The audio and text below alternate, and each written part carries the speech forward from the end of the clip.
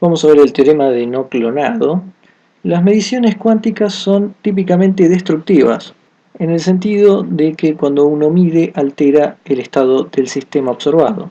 Uno puede preguntarse entonces, si es destructivo, ¿por qué no hacer una copia de un estado cuántico de modo que podemos medir dejando una copia del sistema como estaba antes?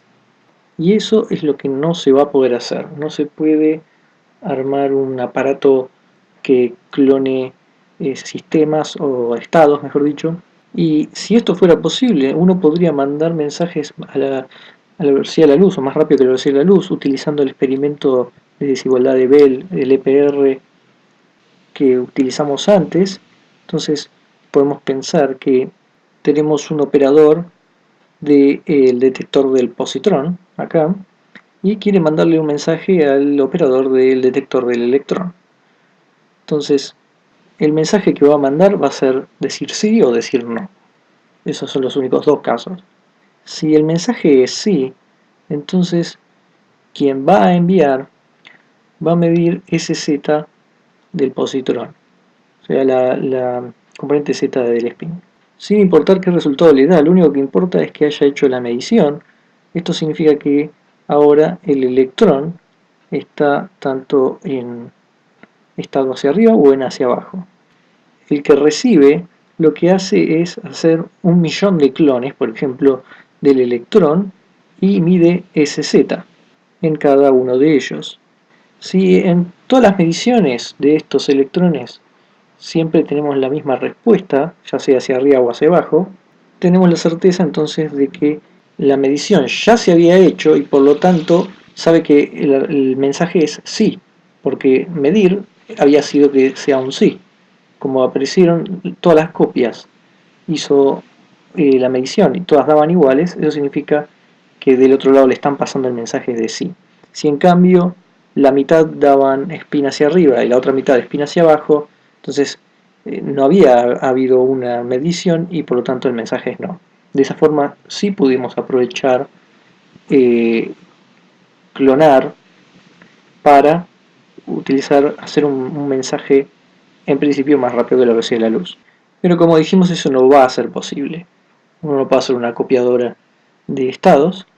Como lo probó Wouters, Zurek y Dix en 1982, esquemáticamente lo que queremos es una máquina que tome como ingreso una partícula en un estado psi, la que vamos a copiar, y una segunda partícula que esté en estado, llamemos X, que podemos tomarlo como una hoja de papel en blanco.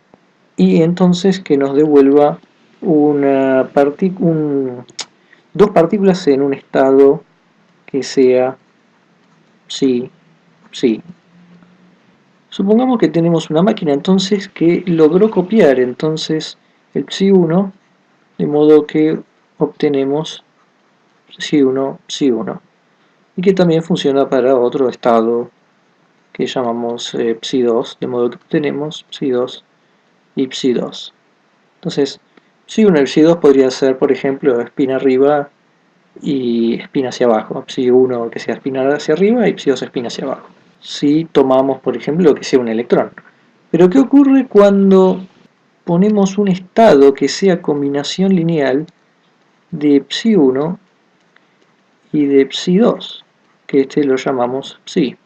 Bueno, si el dispositivo actúa linealmente, como vemos que lo hizo con psi1 y con psi2, uno tendría entonces que psi x nos devuelve a de psi1. Psi1 actúa linealmente primero en psi1 alfa y luego actúa linealmente en psi2, o sea, vamos a tener psi2, psi2. Entonces nuestra copiadora que actúa linealmente, o sea, acá podríamos poner un alfa y acá volvería un alfa, primero sobre el término de psi1, psi2, y decimos que actúa linealmente porque como tenemos que la ecuación de Schrödinger, dependiente del tiempo, gobierna estos procesos, también es lineal, asumimos que, como todos los otros operadores que hemos visto, también debe ser lineal. Sin embargo, esto es lo que nos dio al querer clonar un estado de este tipo de combinación lineal. Sin embargo, lo que nosotros queríamos, si nosotros queremos pasar de psi x a psi psi, bueno, pero psi psi es alfa psi 1 más beta psi 2, que es exactamente lo que es un psi, perdón, y multiplicamos por otro alfa psi 1 más beta psi 2. Esto, entonces si hacemos la multiplicación, nos va a dar igual a alfa cuadrado psi 1 más beta cuadrado psi 2 y psi 2 más un término que tiene alfa beta psi 1 psi 2 más psi 2 psi 1, que claramente no es lo que copió la máquina. Entonces eso significa que copió, si suponemos que copia 1, no va a poder copiar a este otro tipo de estado.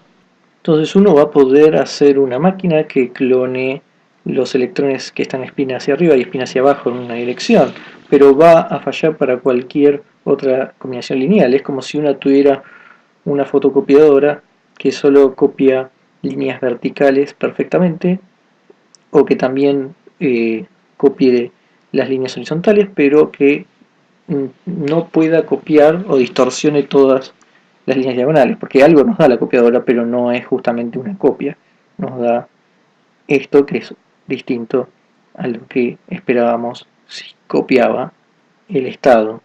Entonces, la conclusión es que no se puede copiar, no se puede tener un mecanismo en que uno siempre va a poder copiar un estado. Como uno siempre supone que no va a saber cuál es el estado arbitrario el cual vamos a querer clonar, entonces la máquina no va a poder ser útil. Por eso es muy importante en ese sentido que estamos considerando.